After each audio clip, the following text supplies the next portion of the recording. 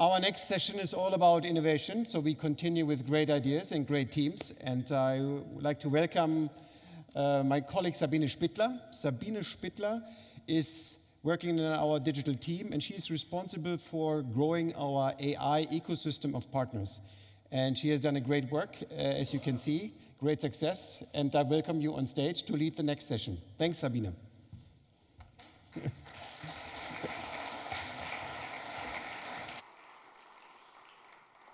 So good morning from my side. I'm very delighted to have the pleasure to introduce you now to a few very truly pioneering companies of our digital ecosystem. In the next few minutes, we will listen to a total of 7 short pitches, where each of the teams will present how they are currently shaping the market in different areas, from recruitment to big data, customer insight, market intelligence, cybersecurity. So a lot of hot topics, and each of them will share how they use AI to drive the market in these spaces. So let's start with the first pitch, and please welcome our colleague from the first team, Anna Cote.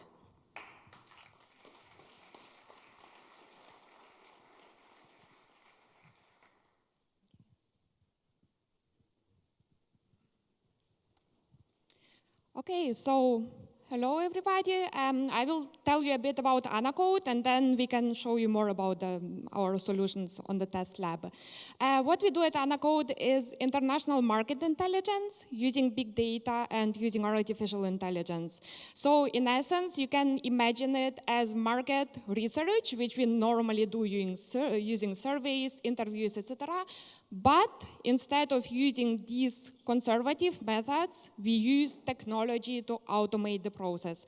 So first big difference compared to conservative market research is that we don't ask consumers or the market for data. Instead, we just listen. We listen to what consumers, what markets, what competitors say online. In web data, such as social media, obviously, but then also other types of data like e-commerce, professional portals, official data, and so on. And the second difference, since we obviously collect larger data samples and larger quantities of data than using conservative methods, we also need different methods to analyze them. So we use machine learning, data mining with a focus on natural language processing, including sentiment analysis, concept extraction, text classification, etc. We don't just do natural language processing. Instead, the system is intelligent in itself. So the system learns every day from new data that is published on the internet and then is collected by our crawling algorithms.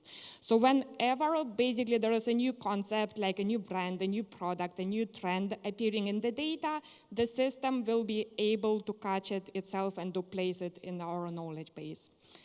One thing that makes us special from the business side is that we do this on international scale with a focus on emerging markets, because we really believe that probably the best, today is the best in terms of business opportunity. It can be found in markets such as China, such as Asia, and South America. These markets are very exciting, but on the other hand, they're also very complex. They're intransparent, volatile, changing quickly. And this is exactly where we step in. So we use the technology to provide transparency in the most strategic, but also most challenging markets.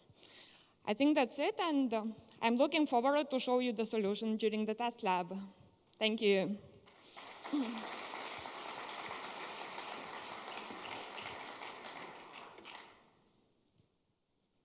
you so much. Good morning, and thank you very much to AT Kearney for this amazing event. My name is Daniela Mensky. I'm the CEO and co-founder of SciNation. So we're disrupting the compliance and cybersecurity space.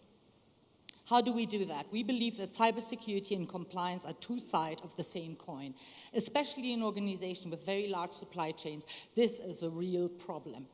And what are we trying to do and are doing successfully already is we want to give ongoing visibility of your compliance and your cybersecurity posture, want to automate some of the associated and very painful processes, and auto risk mitigate as we go along and give you a secure and compliant supply chain. So data is the new oil, a wonderful phrase these days. We've talked a lot about organizations here that are going to generate more and more data, and that will drive, obviously, the valuation of companies, and that's what we're going to have to protect. But there's a piece of bad news here. 70% of all your data breaches stem from the poor cyber resilience of your third parties. And that is not just third parties, it's the third parties of third parties. You know all these prominent names, and I think none of you would like to be on that list. It is very painful if it happens. So what does it look like in organizations right now? These are the typical use cases. These people normally do not talk together. They don't look at the same data set. It is still fragmented. It is manual. It happens once a year. It costs a lot of energy, and you still don't know whether you've captured your entire supply chain. Cydesk, our platform as a service, will change that. We will give and integrate and complement your own stack that you have on the compliance and the cybersecurity side, and bring that into one platform where you have an executive view, you have a compliance view, and you have a security view. The benefits will be incredible in terms of cost saving, time saving, and of course automating, and you will have full visibility on an ongoing basis, which is not the case currently. We have a number of proof of concepts going already. We have clients that we're very proud of, even though we are a very young organization, and we would really want to ask you to join the 30% club rather than the 70% club. Come and see us later. Thanks.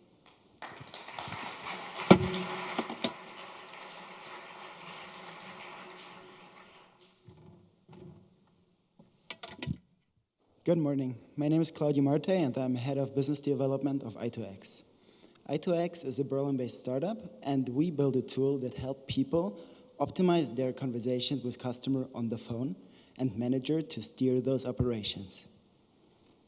When we built i2x 2 years ago, we asked ourselves, what is crucial in a business where the markets are getting more and more competitive, the funnels are getting crowded, and then customers getting less and less loyal as a consequence? We were looking at the sales funnel, and we realized even though the value per contact would increase over the funnel, the intelligence and information on each interaction is getting down with each step. The reason for this, on the left side, when you have lead generation, lead nurturing, it's all online or mostly online. And when we're talking about sales, usually customers like to talk to people on the phone, especially if it's about big money. Therefore, we realized the left side of the funnel is highly transparent. You can track almost everything, optimize everything, and get the most out of the budget. If you're looking at the sales pipeline, it's different. All the data that is harnessed is just from the CRM, where you only have the outcome, but you can never say, why did this outcome result of this call? This fragmentation lets us believe that the sales engines in this world run at a fraction of their potential capacity, and we at i2x, we want to change this, allow companies to gain insights on every interaction with every customer, no matter where it happens in the funnel. How does it work? First, we hook up with our clients' telephony systems to record every single call. After we recorded the call, the AI kicks in. We have our proprietary algorithms that analyze numerous data points from each call and generate a transcription of each call that also understands your domain-specific words, such as brand names and product names, in order to have the highest accuracy for the analytics. If we have a data lake that is big enough to run some meaningful analysis, we identify which patterns and strategies when talking to customer work for your organization, your employees, and in your market. Those insights are then taken into a training that is generated automatically and is provided to the agents in the call as in-call advice and after-call feedback that you see automatically. So what are you going to gain from i2x? We help you guys structure a data lake and generate this data lake of analyzable and actionable data. Also, we help you identify the best practices that are proven by data and not just made up by a head of sales. Additionally, we offer the automatic training that helps the agents use those best practices, but at the same time be more confident in their calls and be more compliant. Thanks.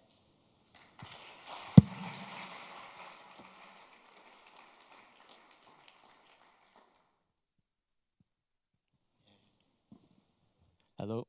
Good morning, everybody. Hello, ladies and gentlemen. I'm Mo from Moberries. Let's get started.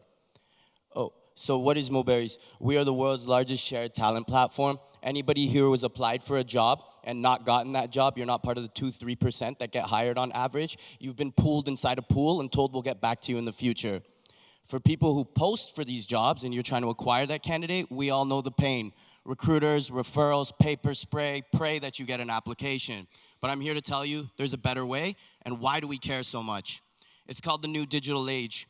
Right now, 2/3 of the world is logged into the internet. I can highly suggest everybody pick up this book by Eric Schmidt, because the world is changing. The market is becoming fully saturated, more educated people, more people who need jobs, and we need to create jobs that keep up with the current trends like AI.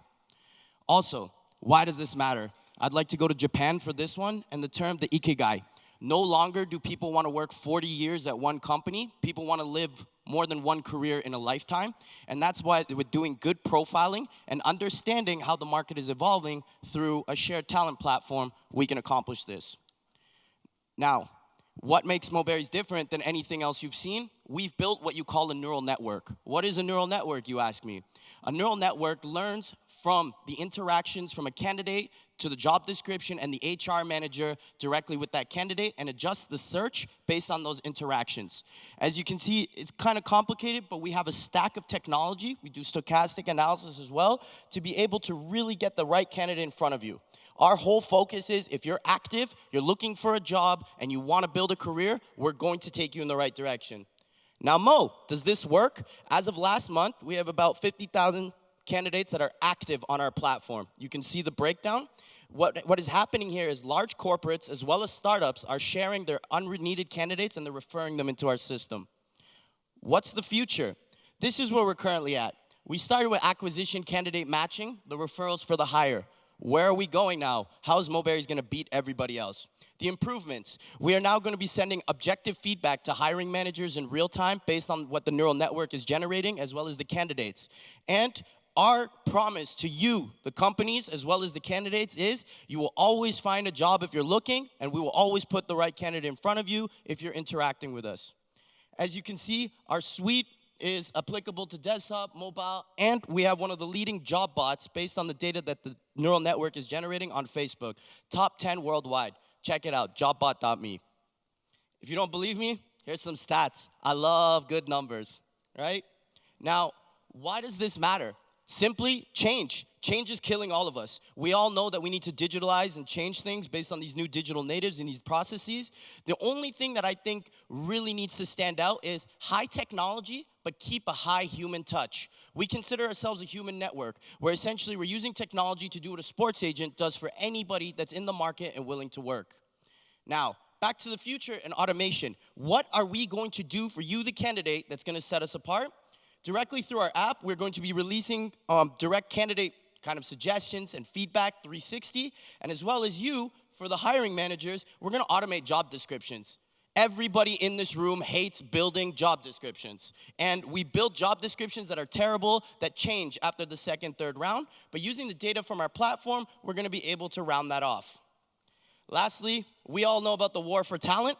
By using a neural network, we're able to better understand the war for talent, how talent is changing, to be able to attract them and understand that the face of talent no longer is a standard face. How are you going to compete in this new age? Is by understanding and adjusting to the people in real time. If you need a candidate and you need applicants now, come to Moberries. We look to build our promise out of you see 10 matches, you will make one hire. We can guarantee you that. If you are a large corporate partner or a startup that's actively sharing, we can fulfill our promise. And lastly, I came here with some goodies today. We will be releasing recruiter accounts For any major successful recruiter or recruiter that needs to become GDPR compliant and wants to share into our platform, we will also be releasing the technology to them as well. As well, for some of our corporate models, we also have a cost and hire model that we'll be rolling out. Any questions, come find me. At the same time, I'd like to thank everybody for really giving me your ears. Have a great day.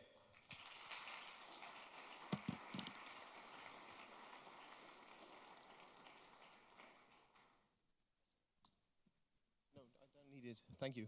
Yeah, good morning. My name is Fabian Evert, not Andreas Breder-Buchenau, and I'm going to introduce Claim to you. So Claim develops data-driven solutions and products for the process industry and in life sciences based on its core platform, Coactive. So why did we call our core platform Coactive?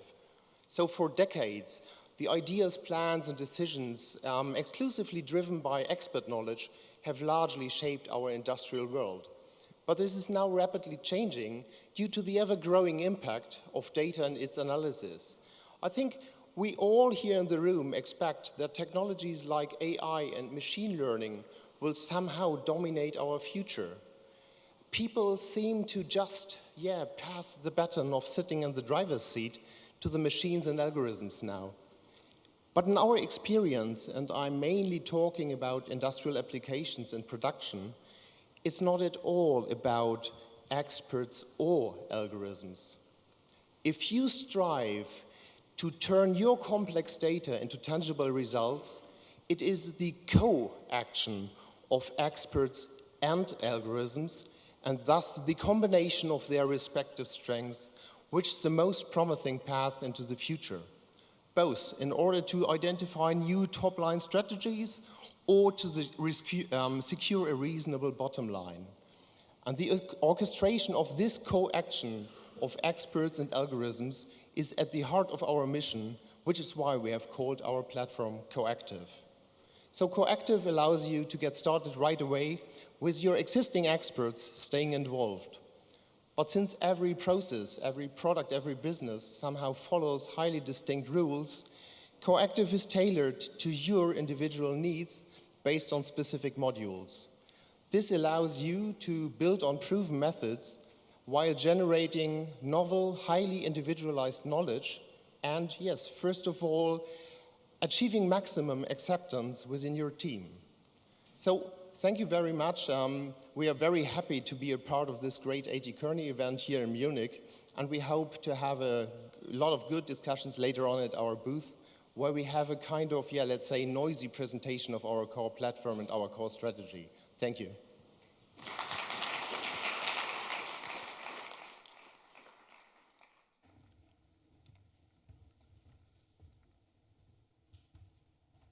Good morning. Where are we? There we go. I'm not Ross Slight, I'm Alex Soroyan, and this is my colleague Andrew Wild. He's a technical architect and I'm a vice president of SOMO. I've had the privilege of speaking at 3 of these events so far, and one of the things that we're asked to do is an elevator pitch, and one of the things I try not to do is an elevator pitch, because I think from your perspective, you kind of also want to know, how can we succeed in the topic of the day? The topic of the day is quite clearly AI and machine learning, and what we want to do in the next few minutes is give perhaps some guidance on the sorts of things to consider and the sorts of things that you need to put in place for you to be able to flourish and succeed with AI, not just in the short term, but into the long term as well.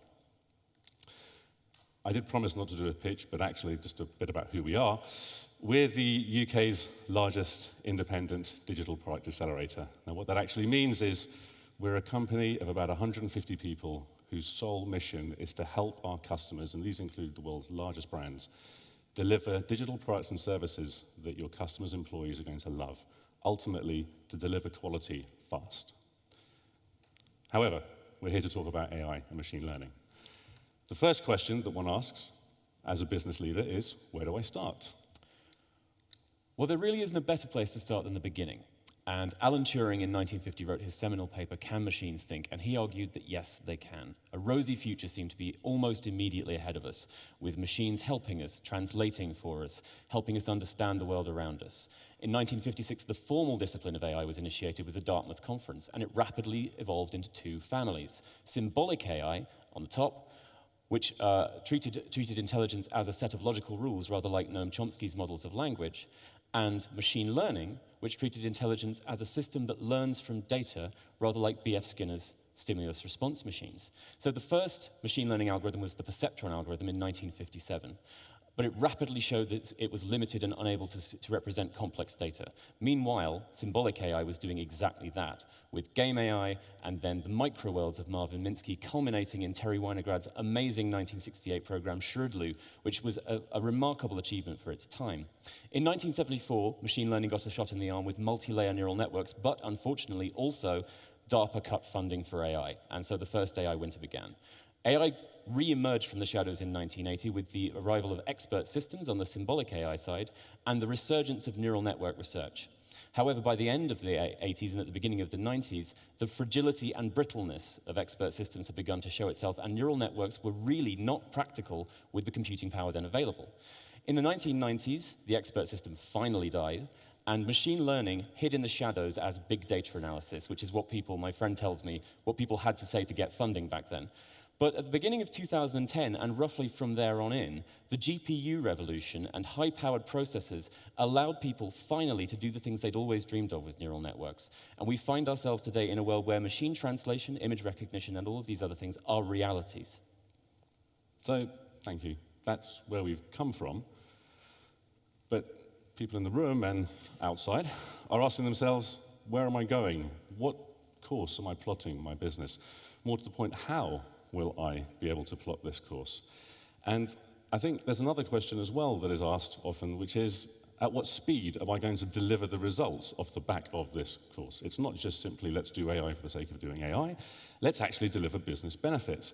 So if you haven't necessarily got the same depth of knowledge as Andrew, or someone like Andrew, and I'll be honest, I don't, you can use experience. And experience shows that a pretty tried and tested model in the IT world of two-speed IT is actually an all right model to work to, in the sense that look at the short term and what you're able to deliver immediately, and then look at the medium to long term and look how you're able to own that. And by this I mean, in the short term, look to use off-the-shelf packages, look to use cloud-based packages where you might not necessarily own the understanding of what you're delivering to the business, but you certainly will deliver something. And we've seen some great examples already today. But in the medium to long term, the question is, how do I actually build something internally that will not only work, but will flourish? So the question we then ask ourselves is, who actually owns AI? So again, going back to tradition, the ownership of AI normally, ownership of systems like AI normally sits with the person who owns the problem. The person who owns the problem has to deliver a solution, and possession is 9/10 of the law, as we say in English. So whoever owns the problem and the solution goes out and buys a tool. You've gone out, you bought a tool. Yeah, but that's not quite how AI works. AI and machine learning are a completely new discipline. That's right. We're not talking about a system like an email server that you can install and then let run. AI is actually a way of thinking about the world, and the way I like to think of it is machine learning is taking data and turning it into understandings. If you don't take those understandings and apply them to your business, then you're missing out on the big picture of AI. AI isn't just something that you can set off in a silo and it runs by itself and it does something and then it produces a result. It's actually a way of thinking about the world. It gives us access to insights of greater precision and accuracy than we have ever been able to have before.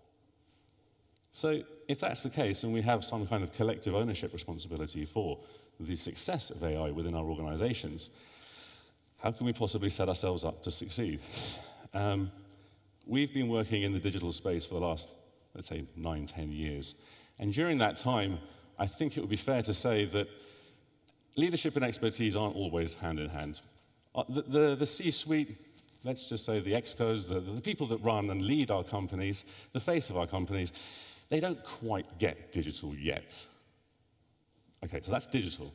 AI and ML are a long way different to digital in the sense of the specialisms that are required. So the question we really have to start asking ourselves is, how can we help our leaders to create an environment within which The disciplines of AI and ML will deliver medium to long-term value.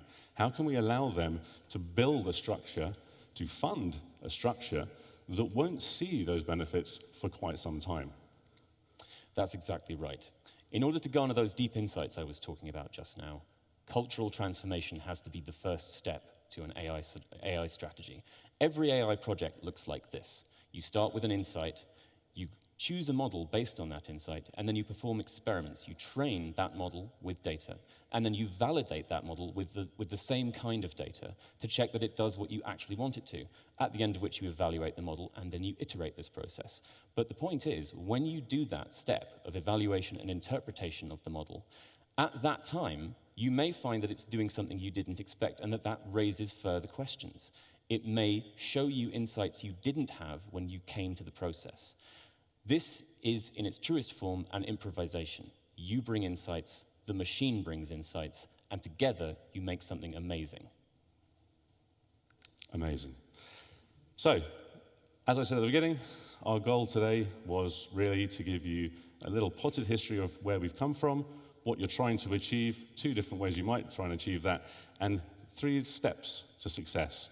The first of which I've just alluded to, the 2-speed AI concept. In essence, using off-the-shelf packages immediately, getting an understanding of how that all works, and at the same time building and growing a team and an environment within which you can flourish. The second step is really on that team theme, is to help your organization understand how they can collectively own the problem and the solution. The data that will be required will not sit within one part of your organization. It, in all probability, will sit outside of your organization. The greatest proponents of AI at the moment, they work within a co-opetition ecosystem. They're not scared of what other people can bring to the party. And the last point is, how can we help our leaders really understand that the old ways of buying and investing in these kinds of technologies and capabilities don't apply when we're looking at something that is almost the very essence of Agile. Thanks very much.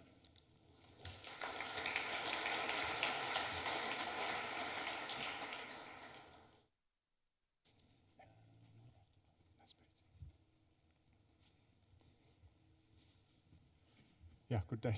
The short briefing. The earlier speaker, David, just mentioned a lot about Xiaomi, startup company in China. And we have been working with Xiaomi closely, and we are a strategic partner of Xiaomi. Currently, we are building 50% of Xiaomi cell phone and 70% of Xiaomi IoT devices. So we know the company pretty well. And they just filed an IPO application to Hong Kong Exchange. And now there's a huge betting game in China. So the game is that whether Xiaomi valuation on the first day of public could reach 100 billion US dollars. And that's a huge success for a company that's founded only 8 years ago. The way we're doing now is actually we want to build a disruptive model to support disruptors. The way we're wishing that for AI, the basis of AI is data, how to collecting enough data. And the data mining and algorithm is based on data. I would say the first step for AI will be just populate as many data as possible, just so that we can not only make decision based on guessing and guess. It's based on quantified data and algorithm. The business-wise, I think if you look at the history of industrial revolution, the key is always on how to improve efficiency. For a B2B project, is to improve production efficiency. Either is on manufacturing or on mechanical or on other medical devices. And for B2C projects, is how to improve the efficiency of humans living. And we think the IoT and AI are naturally linked together. We believe AI and the innovation will be, and IoT will be led by software and algorithm. Hardware is only the vehicle to deliver the value of software. So that's also our own investment philosophy. We're investing in companies with strong algorithm and software capability, but using hardware to deliver their value. And the attendee today is much from corporates. I think since we are working with innovation arm for corporates and also startup company, we feel that the mindset of a product between a corporate innovation and a startup company is quite different. In the past, companies are very proud to produce, deliver very durable products that can last for decades. But you look at the AI, since AI is very still in the early stage, and it is in a foreseeable future, AI is still a very fast spiral of evolution, and with that evolution, the AI-related products may have a much shorter life cycle than traditional products. For every 1 or 2 years, new devices will be replacing the old one. Taking that into consideration, if a corporate innovation is still trying to build as a robust products as possible, it may move too slowly and losing the game to startup company. And also the mindset-wise, innovation always means risk. But for corporate, the management procedure is how to control the risk. This creates a fundamental conflict between the management goal and also the nature of innovation. By doing that, if innovation need to be created inside a corporation, there need to be redefine a balance point between risk control and efficiency. This is autonomous driving bus in Shenzhen that's launched several months ago, and it only takes Shenzhen Bus Group 3 months to validate, testing, and deploy the units. The leader, the autonomous driving solution is using one of our portfolios companies' solution, and this is an example of how China are moving very fast, including the government, in supporting and try new technology, even though it's not mature enough. And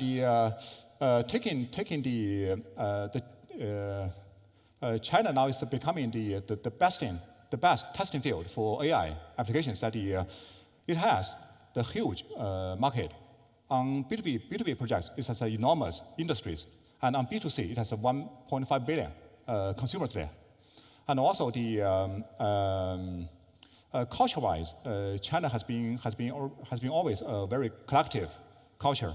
People are less sensitive for privacy. That makes data collection and also the application based on data easier to be deployed in China market. And also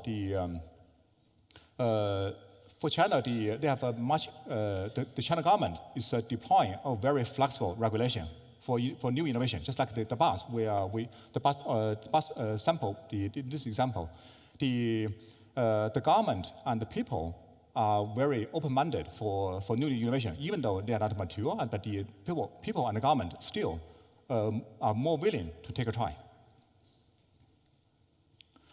And Shenzhen is becoming the world hardware center, and we ourselves owns a big factory in China. But the problem is that in Shenzhen there's a huge ecosystem for hardware to be materialized.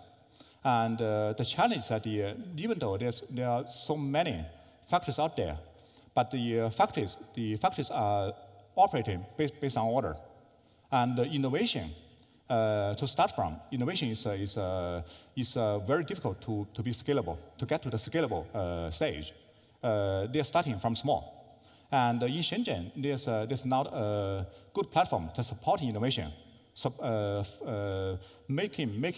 incubate innovation when it's small. And the model we're building is that want to build innovation-friendly platform in Shenzhen.